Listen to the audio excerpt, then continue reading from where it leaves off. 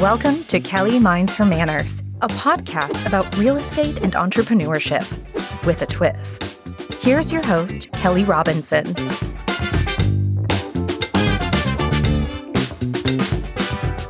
So, Andrea, it is so good to see you in the flesh, over Zoom, but in the flesh. It's nice to see your face. And good to see you, Kelly. Thank you. And I'm so grateful that you agreed to be on my podcast. It's an honor.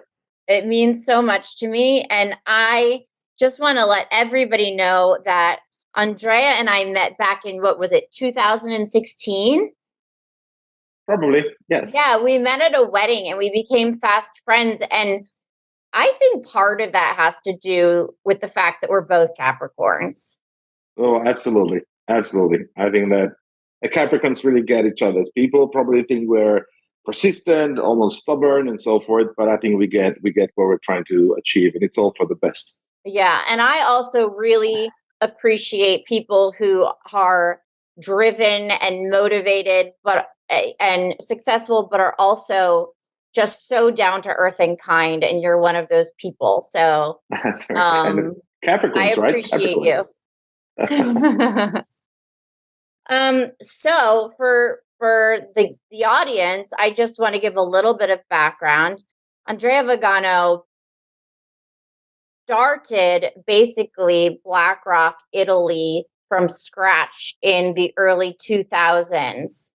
And he was the country head, and he was in Iberia, France, the Mediterranean, and was a member of the EMEA executive committee. And you're also a member of the Global Human Capital Committee. Tell me more about that. The Human Capital Committee, that was the most fascinating and unexpected experience I had in my 20 years of BlackRock. It's a body. BlackRock is an exceptional organization that really believes in corporate culture, a corporate culture that is not written on some marble wall on the thing. There's a corporate culture that you live and breathe in the corridor amongst the people, from the top leaders to the younger people. Something that really drives people's behavior, and of course is around client centricity and teamwork and also making a difference. For a company like BlackRock, you manage people's money. So it's really about really having that passion of making an impact on people's financial future. And so the Human Capital Committee was a body that was created by the leadership. And it was a few of us from the business, from all over the world, working hand in hand with the colleagues in HR around everything talent strategy, who we hire, how we promote them. Of course, later on, diversity and inclusion came into the play. And of course, the corporate culture, we rewrote it by memory at least 3 times as we went through mergers and we're changing our mission. It ended up linking into the purpose of the organization, just to make sure that the way we were performing our duties and our corporate culture was speaking to the purpose that we had declared as an organization. I'm sure you remember the time was actually Larry Fink's own letter to the shareholders that marked the time. It was really the beginning of the sustainable revolution around the world, where companies were finally being asked to move from just a corporate mission, right? In Coca-Cola, you want to make the best sodas in the world. You're addressing your clients' needs, your shareholder needs, maybe the employees' needs. Yeah. Now suddenly the call is for a corporate purpose. What is the fundamental reason for that company to exist? And you're addressing so many more stakeholders, right? There's the families of your employees and the environment where you operate, the society and the communities where you operate. So it really raises the bar. And so it's been fascinating to see that link between the purpose of the organization and the corporate culture that drives behavior. And one exceptional thing that I think our colleagues in HR did at the time was also to define title by title what each value represented in terms of expected behavior. Interesting. So I think it's the one organization of all, I don't mean to disrespect my other employers, where I really felt that corporate culture was a true competitive advantage. Yeah, and I know, the last few years that you were at BlackRock, and I only knew you the last few years that you were at BlackRock, but that was something that you were really focused on was corporate culture. It was amazing. And then in the latter part of your career, I think it's an evolution. I've got to believe it's been the same thing for you, Kelly, in your exceptional career. You start off, and by my generation, it used to be quite, hierarchical. You go start off with your first job. It comes down to paying the bills. You worry about doing a good job. You're a doer. And then suddenly that magic day comes where within your own team, someone taps you on the shoulder and asks you to become the manager of your former colleagues. And the following day, it's a magic day, right? Because suddenly the friends who used to go out for drinks and talk as members of the team report to you. Yeah. And that's already an interesting step, right? Because you already there start moving from doing things to helping and hopefully motivating and coaching people to be doers. There's a lesson already there because some people will not do things the way you used to do them. Right. They're more performing and doing it in their own way. Yeah. And then, of course, it's a continuous journey, and it gets to the latter part of your career, which is, I suspect, when you become more of a global, multinational leader, where you're really removed from doing the things that your company is there to do. You're more into that hiring the right people and creating the right cocktail in the team in terms of diversity, and then coaching and enabling and empowering people to be the best they can be to achieve what the team is. And little do they know that you feel like sometimes you're walking on a rope on at the very last floor of a skyscraper, and you feel you have no control over your career. You're not doing anything anymore. You're not delivering a budget, but in reality, you're delivering a leadership to a bunch of people that feel really excited about being part of that team and doing the work. So it's a whole incredibly interesting and rewarding journey. And going back to your question, is towards the end you spend more time, and we did in the Human Capital Committee, coaching and mentoring talent and identifying high potential, diverse talent to make sure that they can move fast to the top of the organization and create more of those high performing teams that are exactly made of diverse talent and managed by people who understand inclusion and really bringing all of that power of the team to life. That's amazing. So tell me, what was your first job ever? So I started I went to business school, ended up, of course, in finance. I guess I was good with numbers, so that came pretty easy. And but like many things in life, you go with a certain idea, and then reality changes on you. I started studying investment banking, and I thought I was going to be an M&A banker, like you see in Hollywood movies, like do big corporate transactions, mergers, acquisitions, leverage deals, and so forth. In fairness, I started at an investment bank, bulge bracket company. You're doing your 16 hours a day. You're working at night sometimes, shifts, and preparing offering memoranda and so forth. And much to my surprise, that was a moment of crisis for me. I had no problem with the long hours. And I wasn't particularly attracted by the big checks that you typically achieve at a certain point in their career. I did not see, and I hope no one minds me saying that was my experience, all the time the interest of the client at the table. It's very technical, it's a lot of adrenaline, but I was missing the ethical part, the linking to the client interest in everything that we did. And that created a little bit of a crisis. And thankfully, I had the opportunity to go back to school. So that was the time I went for a master's degree. And for me, it was like, oh, now the moment of yearning is starting because I need to figure out what I need to do to be professional. I need to understand what I want to be professionally. Certainly not an M&A banker. Yeah. So I went back to school. I got hired by another bank. And again, I experimented 3-4 more jobs, a lot of which, again, I did not see the interest of the client at the table in the way I needed to see it. And then the last job I had at that big banking group was in asset management. And in a way, I found the love of my life because asset management, you're doing finance, but it's a business where it's very fiduciary. People entrust their money to you. And it's very transparent. You don't have hidden fees or some exceptional interest elsewhere. You give me your money to manage. There's a clear management fee every year that gets extracted. If clients are not happy, they ask for their money back. Right. And it naturally builds, if clients are happy, very long-lasting fiduciary relationships where you really make a difference in people's futures and their families and whatever it is that they're trying to achieve. That worked well for me because it was an application of my skills, but in a way where I saw a purpose. Yeah. And so something that was truly ethical, where I was going to make a positive difference in people's lives. I love that. And was there any one lesson that got you to that point where you were missing it before, but then you learned it? Or is it something that just kind of came as you went along? There are so many lessons, Kelly. I'm not sure I can point my finger on one. 56 years into my life, there are a lot of failures in your life. There are a lot of successes. They go very quickly. They're not important. And you need to make sure they don't become too important. But the failures are very important. Those are the ones that make you stronger. Those are the ones you really learn from, because you hit your head against the wall. It hurts. It hurts your ego. And that's where you start thinking about what happened. You improve it to make sure it doesn't happen again, and you grow and push yourself from the bottom there. So every single time, I'm not going to tell you that I look forward to failures, but I certainly do feel that it's been the most valuable parts of my life. And you learn a big lesson also in that when time is tough, is the notion of these two shall pass, right?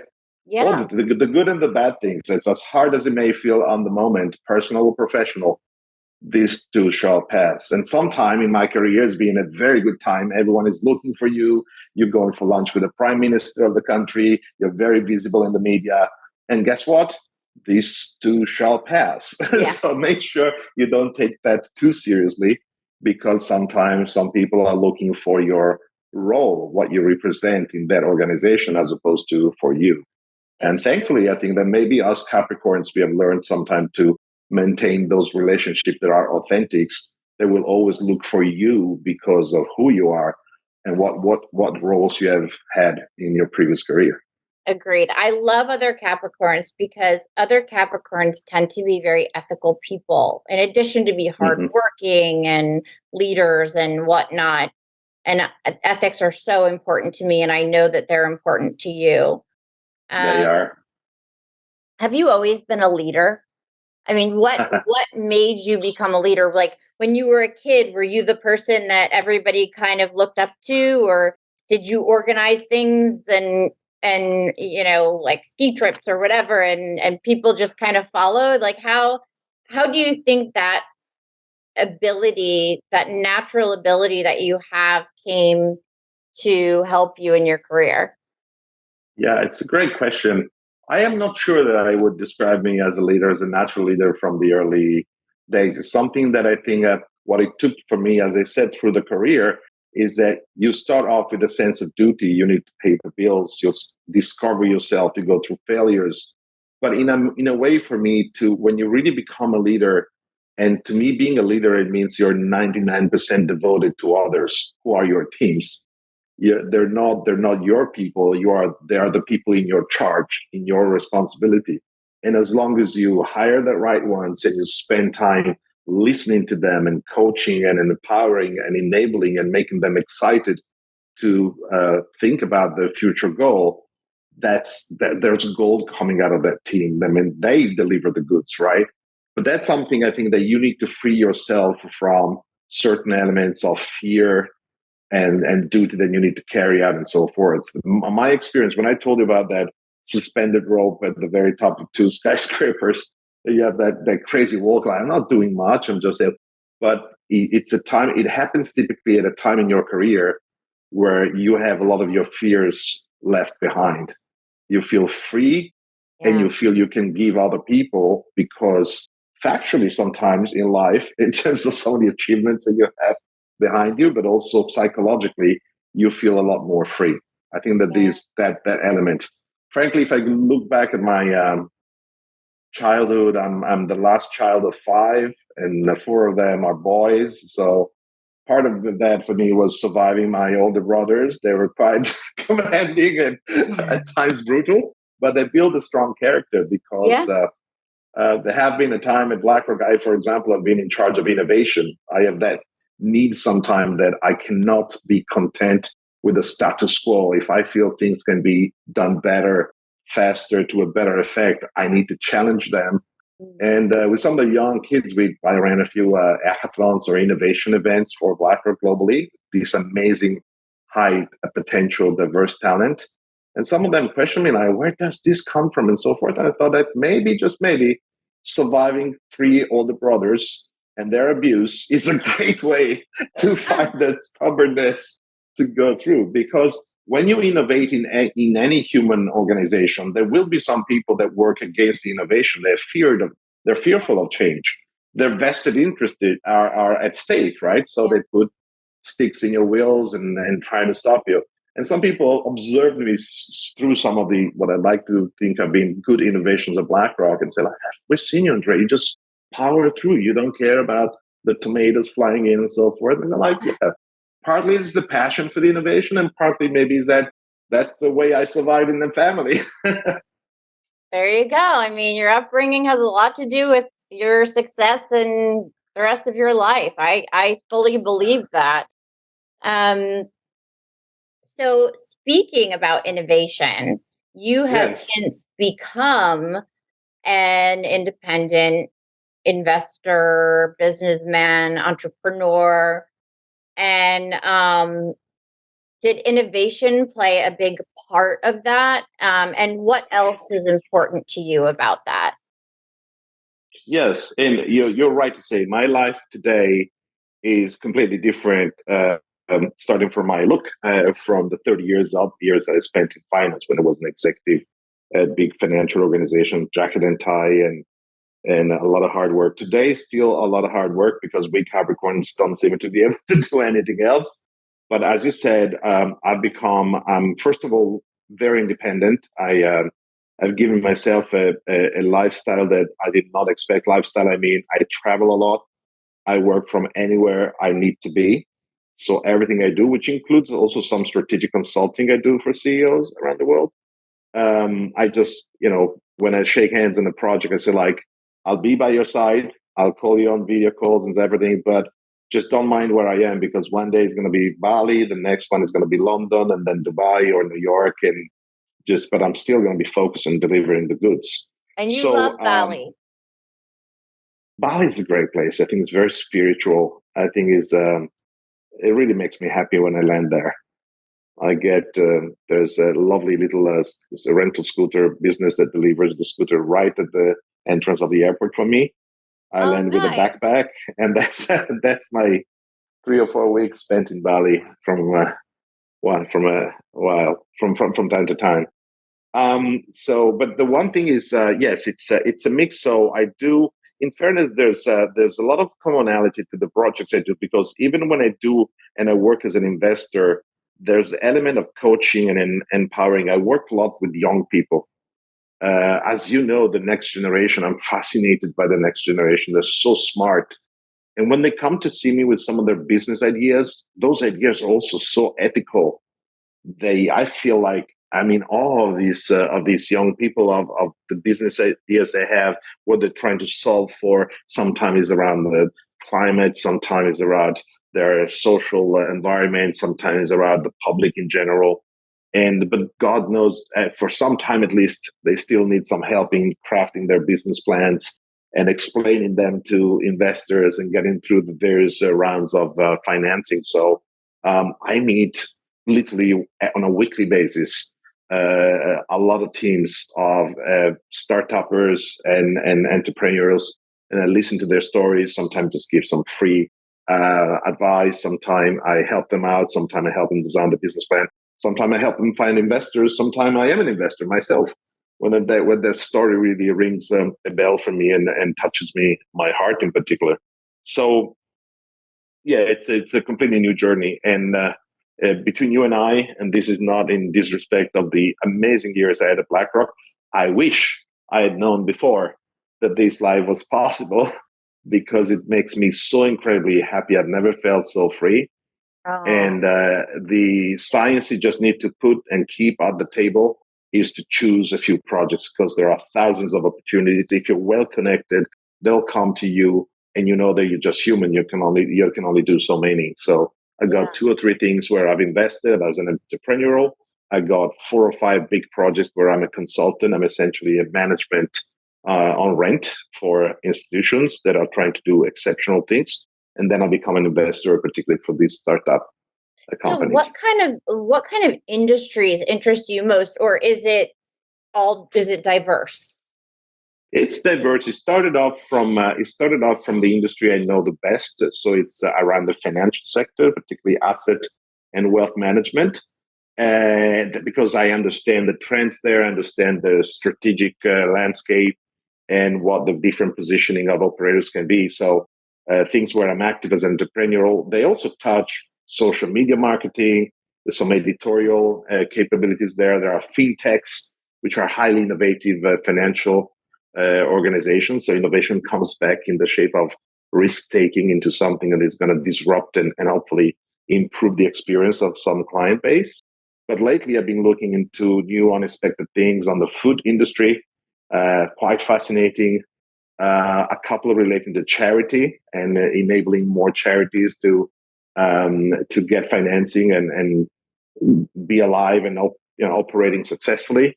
So yeah, it's starting to diversify. I'm literally learning by doing. So That's awesome. It's always awesome to keep learning new things and not just get stuck in what you know, in my opinion, anyway. And I think you're the same way. it's absolutely the same way. And the fact is, in a corporate career, you tend to, you're somehow in a silo of a very vertical, highly specialized industry. So, you're learning from your bosses, you're teaching to the more junior people, but it stays quite limited. Yeah. Once you open up to the world and people knock at your door, they propose incredible things. I'm in awe of some of the technology that's coming to market to change people's life. And you're curious, you try to understand, and hopefully you try to add value to these entrepreneurs too. Have you come across any real estate disruptors that you think might actually change the industry? I have. I have. I've not been particularly. One of them, by the way, is a really, really good friend and a former client who's trying to digitalize some of the exercise of helping people sell and buy their companies. I don't mean to, probably this is going to sound like wonderful music to ears. I think it's still down to people's relationship and also having that psychological capability of helping a buyer and a seller see whether they're fit for each other. So that disruption, let's see what the new AI is going to bring to life. But for the moment being, I've seen the businesses in the old way that are significantly more. I've seen some of that, but real estate is something that, in fairness, it's been, of course, in my life. If anything else, I've lived in Paris, New York, London, Milan, Bali, Dubai, and now I'm at a time. Partially is because I have the assets for that, and partially also because it's just the right time where I start to think of real estate projects for me and my family, and they're always linked to places that speak to my heart. Like when a city, when a place is something that really gives me something back. Every other place I can visit on holiday, I can rent, I can Airbnb or whatever. But when a place is really close to my heart, I feel the need to have a place there.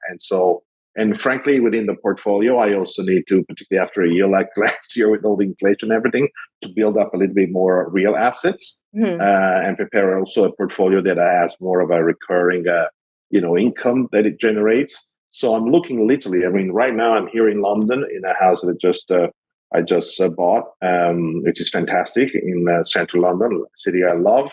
I'm looking at Paris. I'm looking at Dubai. I'm looking at Bali. So I want to build up the amount of real estate in the portfolio. Mind you, may have told me that had I done that a year ago, the leverage I could have played with would have been so much cheaper anywhere in the world. Well, look, I mean, right now, especially in New York City with the interest rates and whatnot, we have a lot of investors coming out of the woodwork because rents are still high. And if they have cash and they're not having to deal with the interest rates, their cap rates are not bad. Yes. No, of course. I mean, I'll tell you, then it depends on the geography. For example, London, I knew I wanted a place in London. My kids are now studying abroad. They were both in London until December. One has moved out to Boston. So my daughter is still here. But it's been a very interesting roller coaster because you always think of London real estate as a super stable market and a great investment. And then suddenly, you mix up geopolitical situation, the inflation element, the Brexit, And suddenly I placed an offer for this one property. And after 2 weeks, I think Mrs. Truss, the very short-lived Prime Minister of the UK for 2 weeks, Yes. comes out. I think her finance minister comes up with the wrong statement, and suddenly the whole market dries up. There are no more mortgages, and every single real estate officer I spoke to in any other firm has been emailing me since the last 2 months to tell me that there are, the decreases in prices, and what I saw was a little bit cheap, like all sorts of messages like this. So it's an interesting experience. I'm out with the offer. I love this building, so I'm going to stick to that, of course. And that's what matters the most. Purchase. If you love something and it's for you, sometimes, you always have to take into consideration, what you're going to get on the way out and whatnot. But I always tell people, if this is for you and you love it, it's worth it. Of course. And not just run the numbers. So. Completely agree. What do you love to do in your downtime? You're a Capricorn, so you might not have a lot of downtime. Exactly. That's pretty much it. But I would say, well, for a start, I love cooking. I love the art of cooking.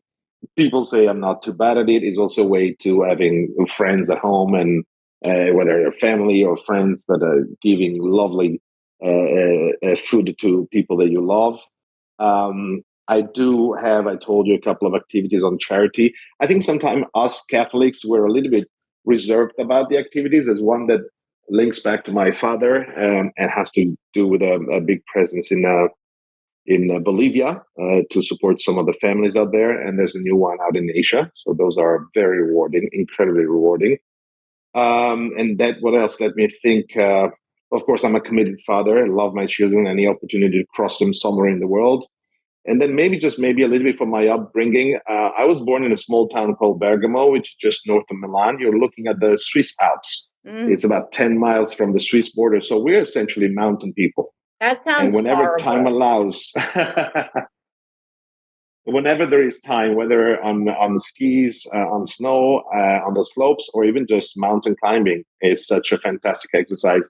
It's good for you, but also it's about, there's a lot of Capricorn in there. It's a lot about the pain and the exercise of going all the way to the top, knowing that the view up there is going to be absolutely a reward for everything that you've worked on in the morning. So I try to get that as much as often as I can. Absolutely. Okay.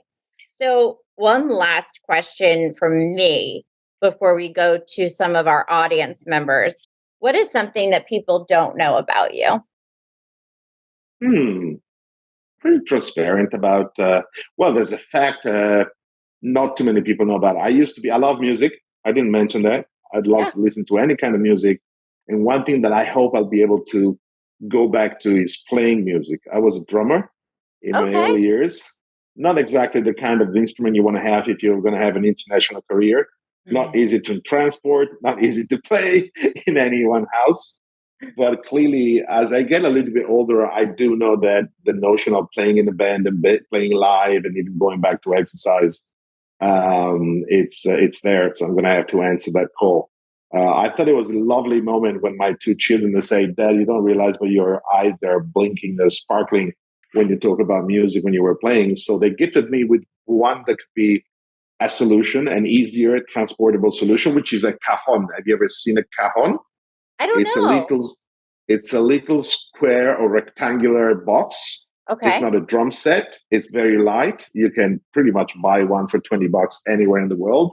And then you hit it in a very specific way with your hands. And it allows for a little band, kind of think of it like Unplugged on the beach, to essentially perform and have the drumming element, the percussion element, without the very conspicuous presence of a drum set, which is, cymbals and big drums, snare drum and toms, and it's very heavy. I love that. I must say that gift. thoughtful gift.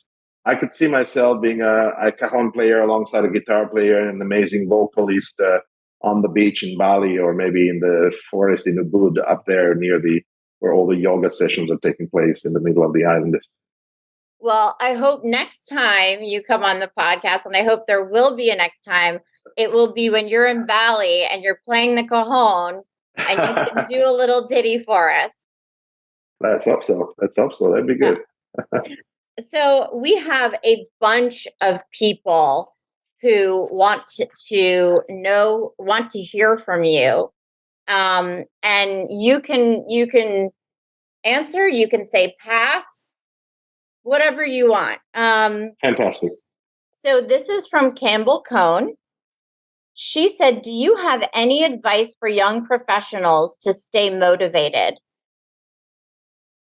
Oh, that's a deep question. One that you would want to be thoughtful to answer properly. I would say just seek your passion, seek your motive, seek what you really makes your heart beat hard, and go for that. That's the way you get motivated. Any other motive to go at work, too much focus on just the salary or other motives, over time is going to the motivation is going to come down. If you follow your passion or what you really want to achieve, then there's not going to be a single day that is going to be hard enough. That's a great answer. Charlotte Mann asked, what did European investment look like during the 2008 recession? European investment. That's an interesting question. Well, the crisis was a huge crisis. It took down virtually every part of capital markets. And in fairness, part of the price that last year a lot of investors paid in their portfolio as interest rates started to come back to normal is part of that result. Like, we've been under a hidden taxation regime that was needed after the Lehman crisis to pay back a lot of the damage that was done to the financial sector. And they did that with exceptional measures on liquidity and interest rates. I mean, remember, you guys didn't experience that, but here in Europe, it got so bad, it got to negative interest rates. So if you wanted to stay safe with your money, for the honor of owning a treasury of the Federal Reserve of Germany, you were investing $100 and you'd get $99.50 back at the end of the year. It's kind of mind-boggling. Yeah. Obviously, something we had not even studied on the textbooks during our financial years. So that's been an exceptional time. It's been quite tough for investors because, the yields were bad and so forth. And boy, we know now that as a comeback from those minimal interest rates and go back to normal interest rates, the journey is so painful on your portfolio. Oh, yeah, for sure. For sure. So I don't think that Europe has been particularly different than America in that the question there and the worries was the balance sheet of banks. A lot of banks, even in Europe, had bought a lot of mortgage-backed securities. And so the balance sheets where they did a lot of those carry trades, so exchange short investments for some of these paper. Yeah. And the regulator, and frankly also the organization I was working with, was deeply involved with looking at those balance sheets and making sure they were sturdy and standing up. So that was not different. The difference after that, after a few years, is that Europe had the double effect of some of the public balance sheets. Think of Greece, and therefore my own country of Italy. They went under massive stress because I remember Italy at 550 basis points spread on its national debt because people started to think that interest rates debt levels were not sustainable, particularly for the Mediterranean countries. So that was a lot of disruption, and then ended up creating a lot of tension within Europe.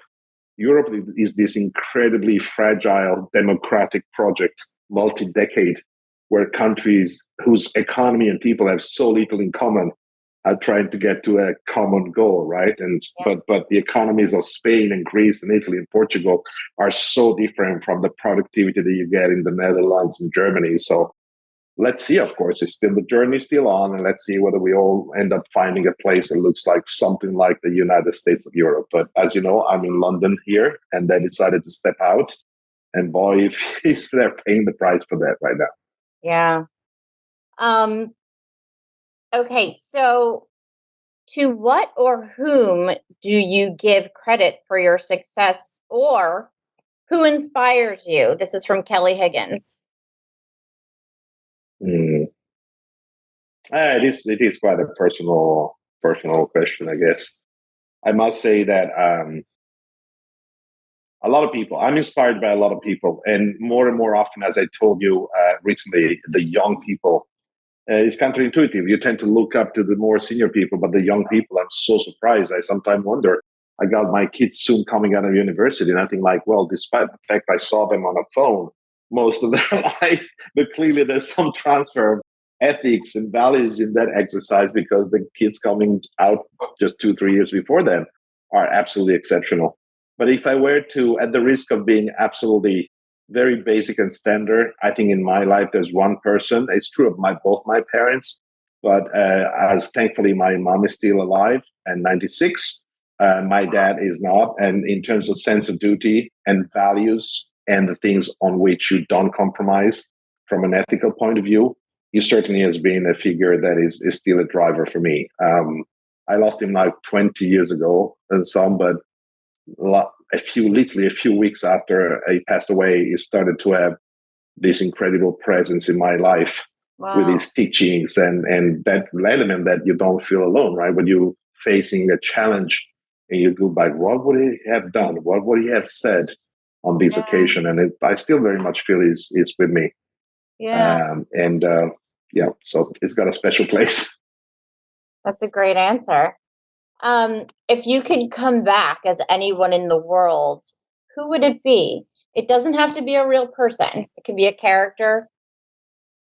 I should be, I don't know. I just went for a slightly emotional answer before, so I'm lacking the energy to come out with something funny. It could be so funny for an answer. What an opportunity. But I must say, lately, I've started to travel to a very diverse number of countries, a lot of which are fairly poor countries, and I'm in awe every time I bump into people from some of these countries, people literally in the street.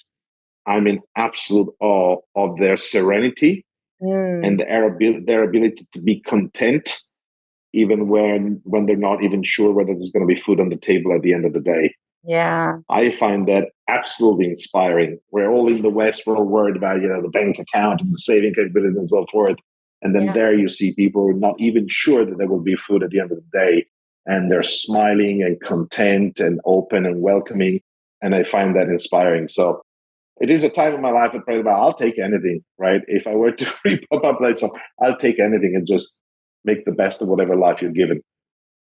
I think that's a great answer too. What is the most productive time of day for you? That is from Irene Bass.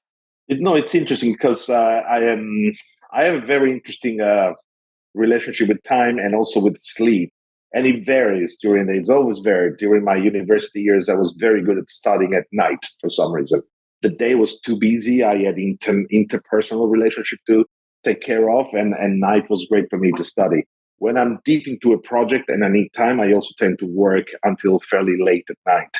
So, I recognize that the best time of the year, if you've had your good night's sleep and you can wake up at 5:30, 6 in the morning, that's a fantastic time. That moment of my month, so to speak, and I wake up early, how incredibly productive you are. You really think about your day, you figure out the things that have to happen during that day, and you reward yourself at the end of the year if you kind of sorted them out. So on a good natural day, there will be.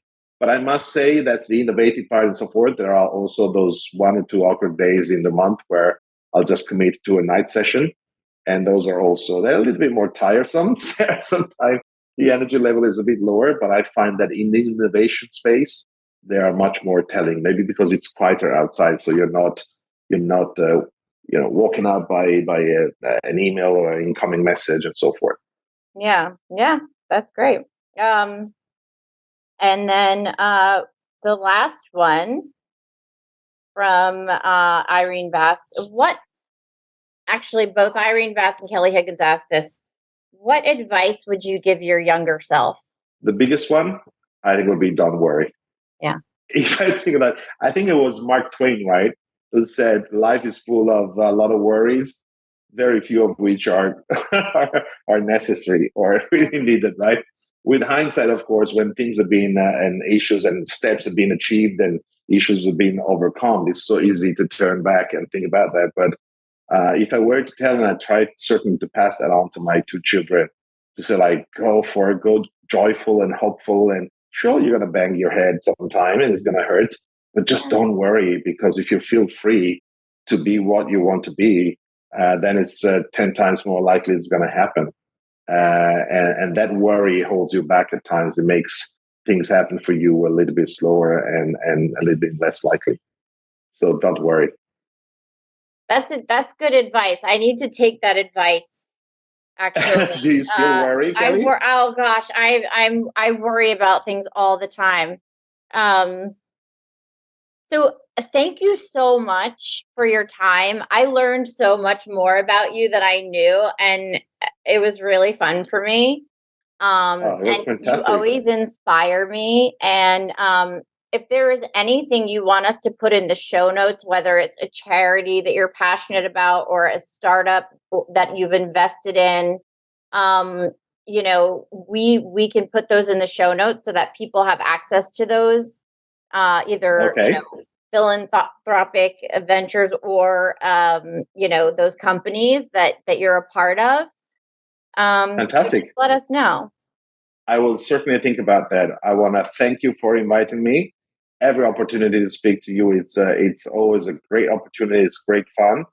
Thank you for the interesting questions that also helped me think about new things. And maybe on the last note, I'm not sure that it can be the soundtrack at the end of this podcast, but when you asked me about the advice and I said, don't worry, it comes very easily to mind that there was that lovely little song that says, don't worry and then be happy. That's probably a good compliment to the advice. Make sure whatever it is that you do, you also focus on things that make you happy, because that's a recipe for success. Absolutely. I agree. And when there's a bad day, I always try to think of something that I'm grateful for, because gratitude can change your attitude. And I know that sounds so cheesy, but it's true. It is. It's true. So much wisdom. Thank you for that, Kelly. I have so much gratitude for you. Thank you so much.